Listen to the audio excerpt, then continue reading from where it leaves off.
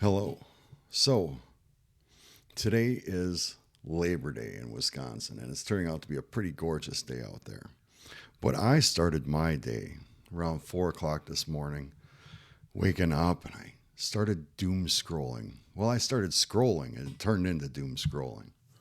Let me explain how that looks for someone like me. My algorithm is generally full of, well, forget it. It's generally full of projects that are going on all over the world. Some of these are probably fake AI generated, but even if it's AI generated, it tends to find a way to me and inspire me for my plans and stuff. But along with that comes, in my algorithm, there are things like, well, I ask you, have you missed the point? Has humanity missed the point in general?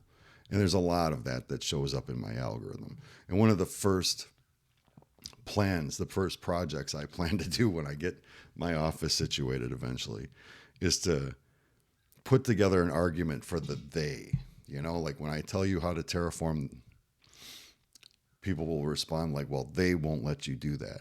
When I tell you how to do sustainable food and stuff like that, they say, well, they won't let you do that. One of the first projects I have is my argument to they, whoever they are, if they are. So there's a lot of things that can creep in that are like, we're all going, this is all screwed. It's done. It was done since 1913 or whatever the hell. And when that doom scroll starts to happen, things start to crop in and say like, what if I'm too late? I'm building my office so slowly. It seems like it's constantly being pushed back. But what if I'm already too late? What if no matter what I do, say, think, meditate on, what solutions I find, what if it's already too late? And that's when the doom scrolling really starts. Well, my plan for today was like every other day I get off like this, to wake up, find a subject, meditate on the subject, and see if I can come up with a talk out of my meditation.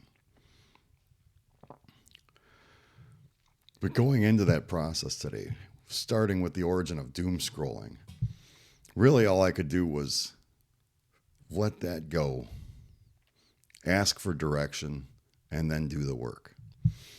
And this is the direction today's meditation went in. It started with doom scrolling. It's important to remember that, though. I was constantly having to remind myself of that while I was doing this meditation. One of the first subjects, I went to a birthday party night before last. It's the one night a year I go out. At least it has been for the last 2 years. And I was with my friends that I don't really see all that often. And one of them asked me that they, as a couple, were watching my work and they're like, did Jason get religious? Have I gotten religious? I think that should be answered. I struggled for decades to answer a question. The circumstances in which I answered that question warranted some reflection. In that reflection, I embraced my idealism. As an individual mind, I am an idealist. Mind before matter. That conclusion tells me that there is a mind that originated far back. Yes, I chose to do this work in the light of my understanding that there is an intelligence much greater than my own, that there is a God. That is part of the foundation from which I do this work. Have I gotten religious, though? Now that is the real question. Because all of the work I did prior to this understanding was all anti-religion. It was definitely all about understanding the ridiculous nature of religion.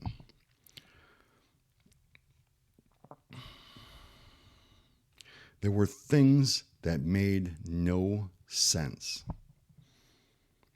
And as the change happened for me, they still are valid concerns. Here, let me give you a small challenge. If you are somebody watching this who is firm in your understanding of God, who is secure, who is able to be exposed to external thoughts that have a different opinion than your own, but are still secure and firm in your own faith, your own perspective, your own belief system. If that is you, I want you to read Richard Dawkins' The God Delusion. I think I got all the way back through up until his chapter on memetics, which I haven't continued reading since then. But I want you to read that book with two understandings in mind. One, the author of the book is himself religious. That Richard Dawkins is religious. And if you listen to it on audiobook, that both of the people reading it, Dawkins and the female counterpart, I don't remember her name, that both of those individuals are religious. And the second assumption I want you to go into this with is they are right. What does understanding that explain? See, I am somebody who the understanding of my creator is such that, all right, on this planet alone, and I'll do this much better with AI, but on this planet alone, there have been multiple iterations of consciousness. That this isn't the first time this story is playing out, but this is the first time it's been played out maybe this way. With these actors, with these resources, with this infrastructure. This is this iteration of consciousness. And just on this planet, there have been multiple iterations over history. Some ending in incredible disaster. I also view this universe as where I live on Earth is a good move, a Dawkinsian good move for the evolution and growth of mind. I live that good move planet Earth is surrounded by, I have no idea how many iterations of other good moves. And that all of those iterations that are currently happening in this reality or others, whatever, are innumerable. I could never count them all. And they are not the first. They are not original. They are that current, this time, which time doesn't really exist, this moment in history, and they are uncountable. And the ones that came before them are uncountable. And the ones that will come after them are uncountable. Maybe for 14 billion years this has been going on in one good move after another, after another, after another, after another.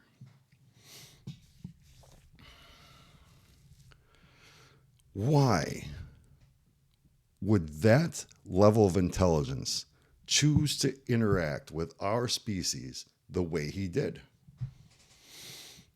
The blood never made sense to me. Until today, really. The blood, the interaction of God, the creator, interacting with humanity, and blood being that central, didn't really make sense to me until today. Understand, I am challenging you to read The God Delusion with an open mind and telling you that Dawkins is both religious and right. So why the blood? Look at that 1,500-year work from Israelites' Exodus to Jesus on the cross. Why that blood? I'll give you another. Let me get a little further before I give you that example.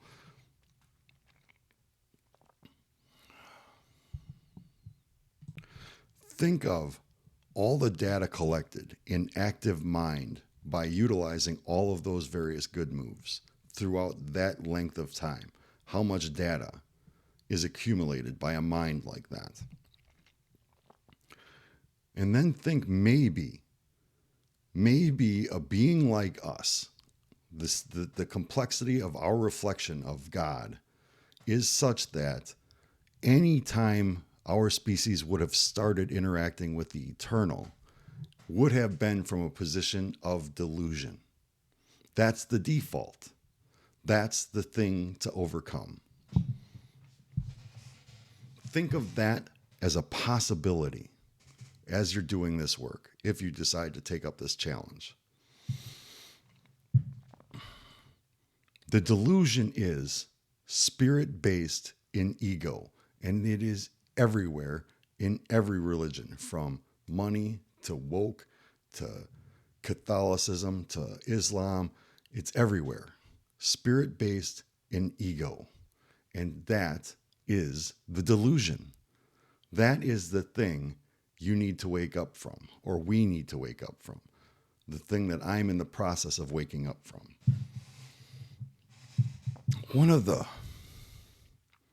I did this talk a while back trying to explain the sacrifice, the end game of that 1500-year work in the sacrifice of God, Jesus, on a cross.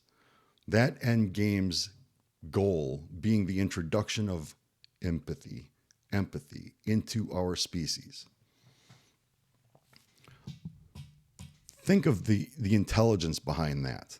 If the default for our species to interact with the eternal is delusion, if that's how we were always going to do it, and there was a 1500-year work, a project, documented like crazy, ending in the gift of empathy for our species, that means that the delusion itself, the cure to the delusion itself, is that empathy, that end result of the work. Now,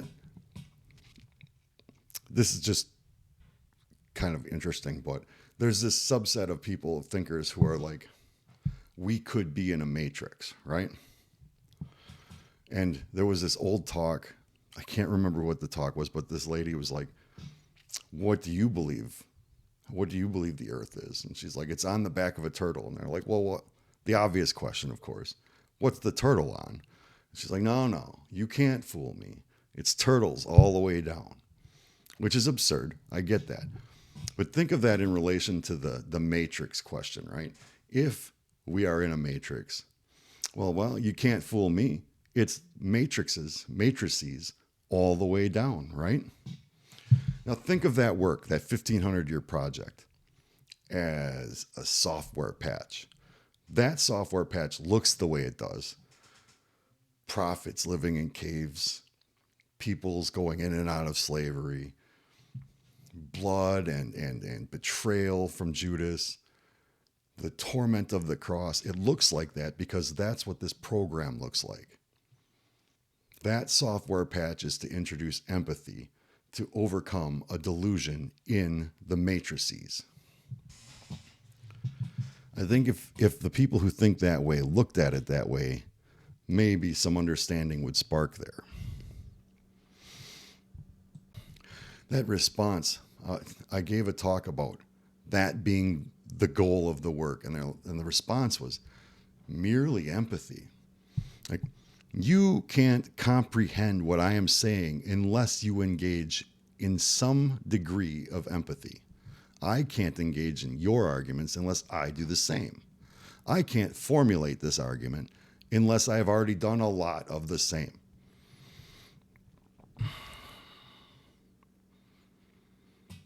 Imagine that, because when I look at this world, I see the word active in so many other ways than just a book. I see it active in so many people, individual people in their work that I would never have suspected. Like Dawkins is a great example. I think that the word has been highly active in that man. Highly active. And his contribution, aside from, discovering the second replicator, the mental replicator in our species, aside from that minor contribution, all of his work, railing and absurdity and sarcasm, all of that has been in ridicule of the delusion. The delusion that we were given the only tool that makes it possible to escape. And God, through Jesus, is the one that did that. That was the work. I don't think I've gotten religious, but I definitely have changed. If my friends are wondering, yes, I definitely believe in God, and I have chosen to do this work. All right, so that was that subject, the God delusion and doom scrolling, right? Remember, I started this meditation, trying to find what should I be saying to help, even if I am already too late. Monogamy and trajectory is the second subject. I think when you're contemplating the subjects of monogamy and the trajectory of our species for progress as a whole, one of the things I'd like to point out at first is that our judgment of people's choices is not making any difference whatsoever. In fact, it may just be making things worse. I think that is a good example of how our judgment is the thing we don't need. So when it comes to other people's choices, I want you to first and foremost understand that our judgment is not helping. It's not making things better. In fact, I think it's making things worse. If that is a good example of how our judgment is not helping, then what we do need is a productive example.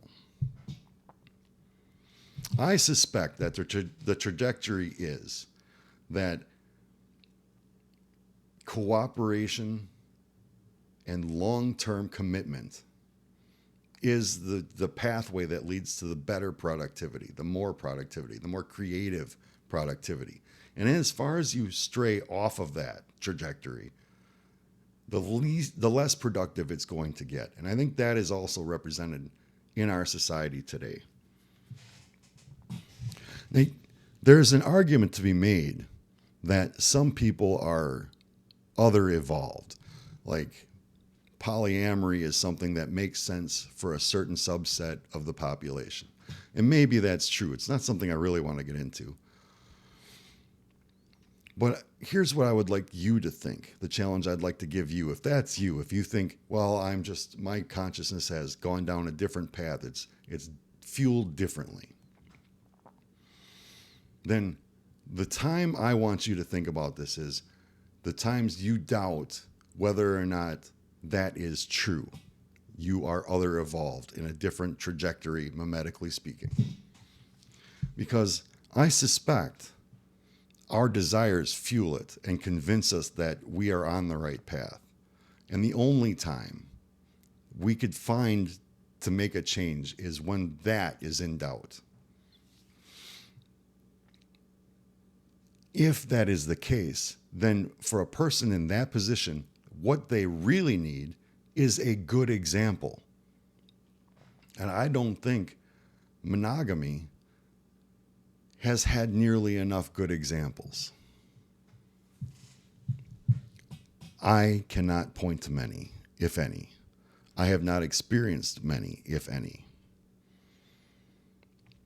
I think that is an indication that I am off the ideal trajectory. And maybe for you too. Maybe for you too. I don't know that I'm talking about marriage, because really corruption has spread throughout our entire marriage system and structure. It's no longer viable for males. There's nothing in it anymore for men. And a lot of us, the statistics are showing, the further off this trajectory we get, the worse it gets for productivity. Birth rates are down. People are really worried about these things. Women don't want men or feel like they need us at all. And men are like, I'm done with it. I'm done with it. I think it's because we are off that trajectory. And one of the reasons is a lack of good examples.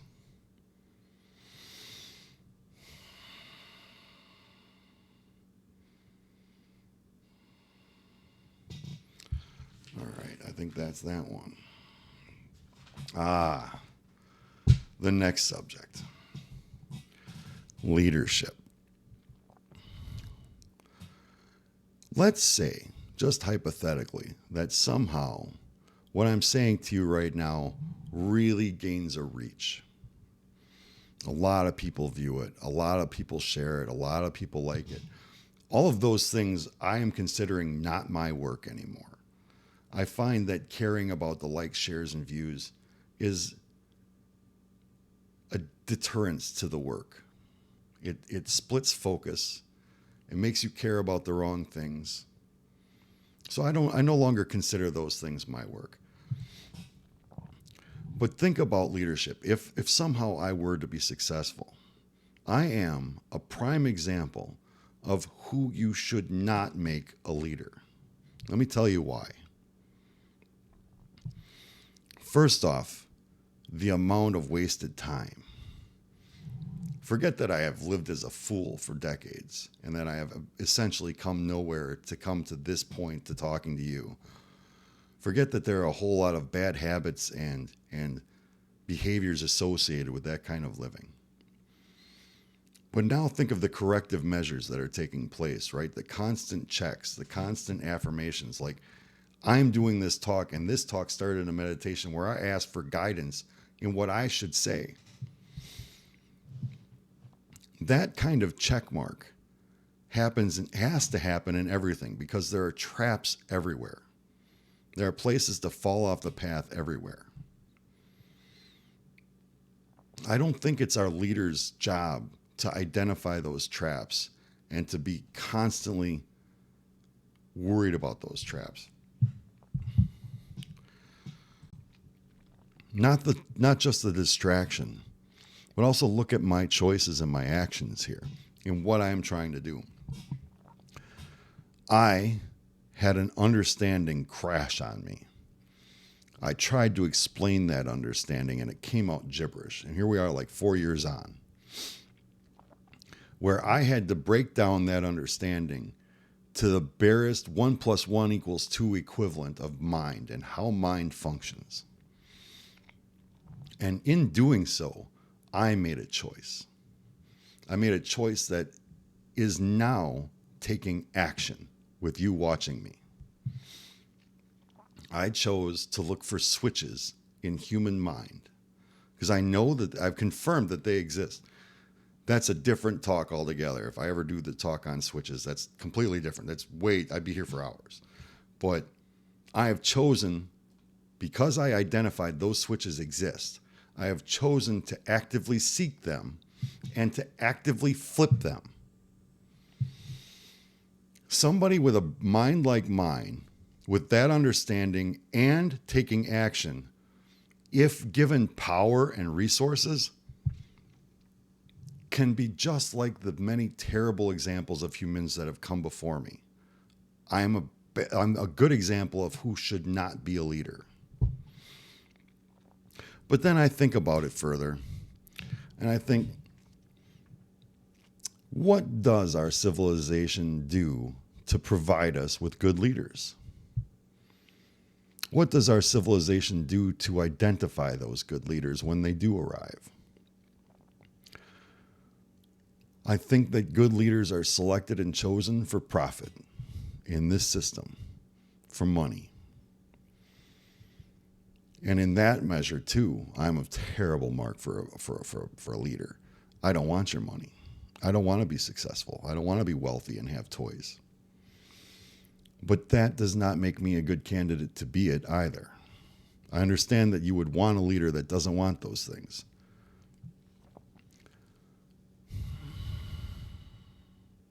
How do we encourage the growth of leaders and identify better leaders? Now, this is a good chance for me to give you an example of how that organically fueled or organically driven works in human mind. Let me show you the pathway, the mimetic pathway this takes to come into this talk. A good example of structuring and organizing humans, not politically, but like just administratively, is given in Exodus. And now I am not one of those scholars, one of those spirit-based and ego chapter and verse scholars. But one of the benefits of those scholars is Jordan Peterson going on YouTube with Joe Rogan and talking about the original structure for leadership and how basic it was. He broke down in Exodus how God directed Moses to build the structure of organization. And it is broad, not focused. Broad, foundational, not focused, and vulnerable to toppling, which is what we are built heavily on right now. Right now, we have a charismatic and controversial leader here in this country. And he is at a pinnacle. And that pinnacle has never been higher, which means it is highly vulnerable. That's how those structures work. So when it comes to finding leadership within building this structure, what I see as terraforming, I think it is best and is also indicated in our technologies that if we properly build technologies to utilize broader foundations, simpler tasks, that makes us stronger as opposed to these pinnacle-like leaders that are destroying the very economics of our country. And that mimetic pathway went from the focused and intelligent and articulate use the word is getting out of Jordan Peterson straight to me, who has delivered it to you this way. Understand that that is mimetics in action. That is the word of God in action. And the word has been active in all kinds of places that you wouldn't expect. Richard Dawkins, of all people, is probably one of the most concentrated focus of the word in my lifetime. Far more focused and concentrated than preachers and popes and saints. And I'll bet you he'd hate to hear that. It would probably be offensive for him to hear that. One of the things, see, when I think about starting, if I get on AI and I start to get the likes and shares and all that crap, and what I would do with the revenue is to start to build this community so I can show the examples of it. And a lot of the designs I've got for when I start with the AI is what they look like and how they can be integrated, how they can be built, how they can be replicated. But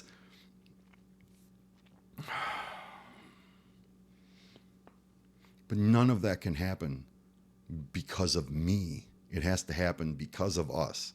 And I've chosen the way at that is to find and activate those switches.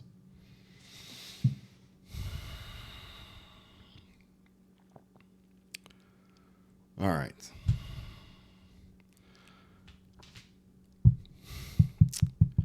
I've talked about doomscrolling and spirituality. I've talked about monogamy and trajectory. Imagine that, just to harken back a little bit here. Imagine that the solution to monogamy and trajectory is one of my biggest problems. I don't openly admit this. It's one of my biggest vulnerability is definitely lust. I'm very active. It's annoying. But what if, see, social media has it so that those who are most likely to attract lust attract it on a broad spectrum, which means the lust they attract is less productive for them personally, other than monetary, which, as we've seen from rock stars to sports stars to politicians, that kind of focus with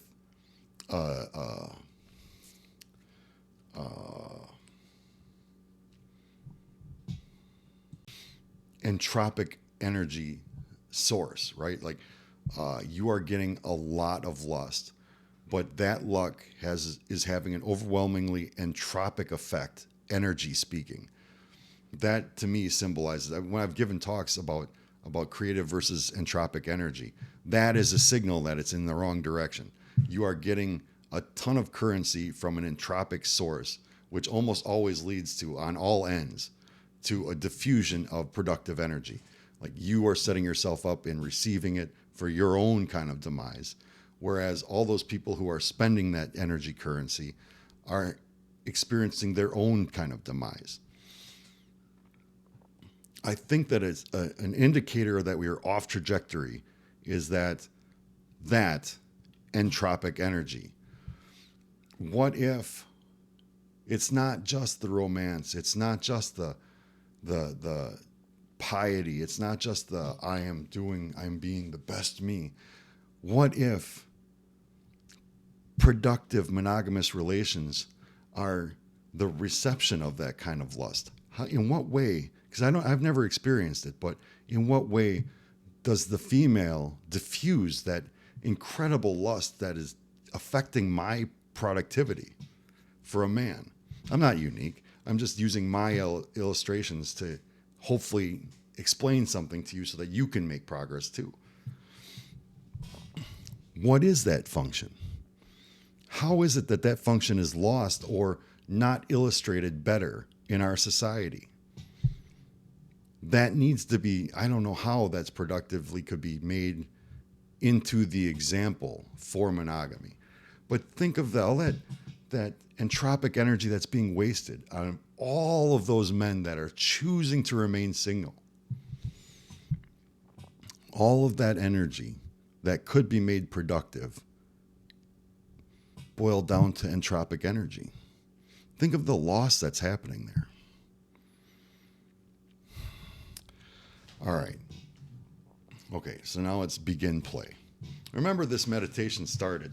I started with doom scrolling, worried that I'm already too late, no matter how productive I am, no matter how intelligent I am, no matter how quick I am to set up my office and all that I may already be too late.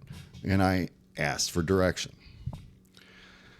One of the things I think about a lot is first that genetic replicator, DNA. That is a tool. That's clearly a tool. For me, that there's very little argument that is not a tool. That is an amazing tool. So that first replicator, genetic replicator, and the second replicator of mind, which is the mimetic replicator. And I constantly am in the back of my mind looking for pathways to find the energetic replicator, the replicator of energy. And the thing that came to me today, I don't think it's for my mind. I think maybe it snuck in because it's probably obvious on another line of thinking. It's just not mine. So I was thinking, here's the thought. We split the atom and we use that escaped energy to boil water. First off, you have to kind of think that's kind of primitive. And maybe my understanding of the technology is also primitive, and I am missing some factors that would explain better. And maybe that would be explained as if I did this with AI. But think of how primitive that is.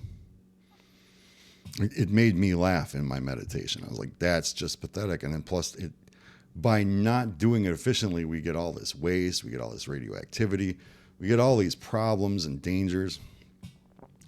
And then the thought occurred to me, this is what it's for somebody else, that we aren't capturing all of that energy. We're just using the exposure of that energy to boil the water to fuel the turbines. What if you are required to have that amount of energy already to capture all of that energy? I could probably show this better with AI, but it's in today's meditation. So, and it is play. This is play for me. Okay, well, if it is the case that the energetic replicator requires the same amount of energy that you capture to already be present, that would mean for us to get to that level of energy generation, we would need to have the need for the energy in advance of the creation of the energy. Okay, well, if that's the case, then building according to my models are first assumption that the energy grid that we currently operate under is insufficient for the transfer to renewable energy. Because we generate locally, we generate a ton of energy locally, and we distribute outward. What we would need to do is generate a lot more energy on a far wider distribution scale, like individual, think of them as homesteaders or individual homeowners or cities, townships, whatever, generating much larger amounts of energy and distributing out. How do you scale that up? Well, I think the AI ray is showing us exactly how to scale that up. If I were to build locally and I don't have the demand to meet the supply that I am generating, I would send that into first capture and storage and then into databases, because they already require a shit ton of energy. What a way to sort of cool off. That energy has to go somewhere. And as that gets replicated, as the projects grow, eventually you'll have the infrastructure to try something like that. That having the amount of energy from splitting an atom already available in order to split an atom and collect all of the energy, not just boil the water.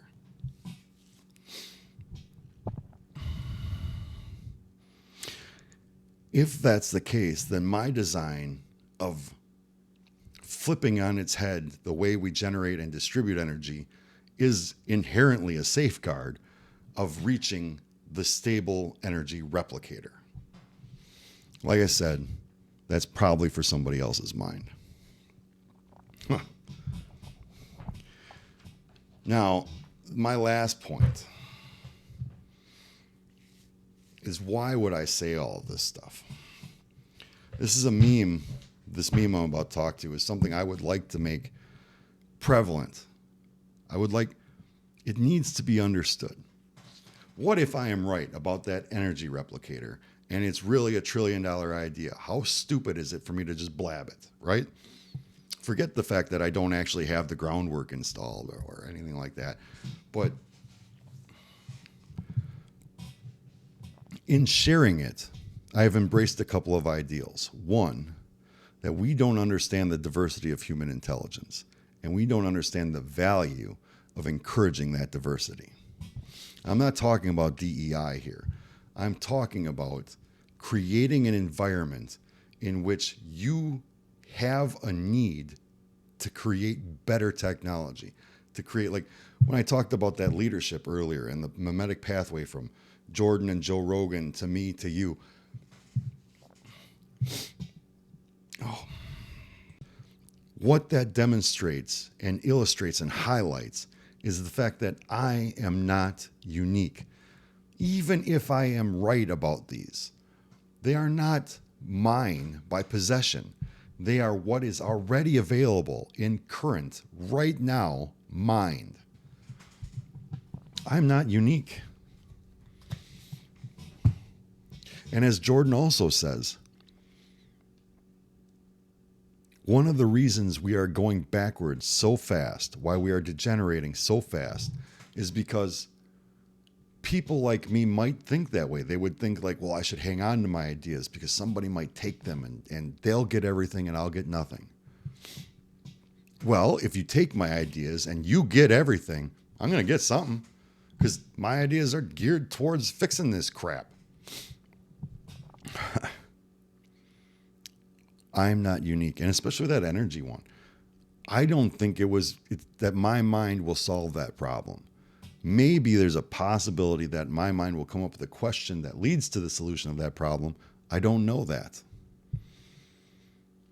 Why would I give away all this? I think we need to understand that we are not unique. And in doing so, we need to foster the growth of that diversity of intelligence. I think that needs to be the cornerstone, and why that level of structure is desirable, that using the technology to become more simple and productive and less stressed.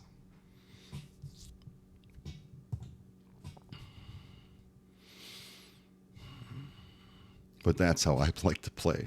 So, thank you for your time.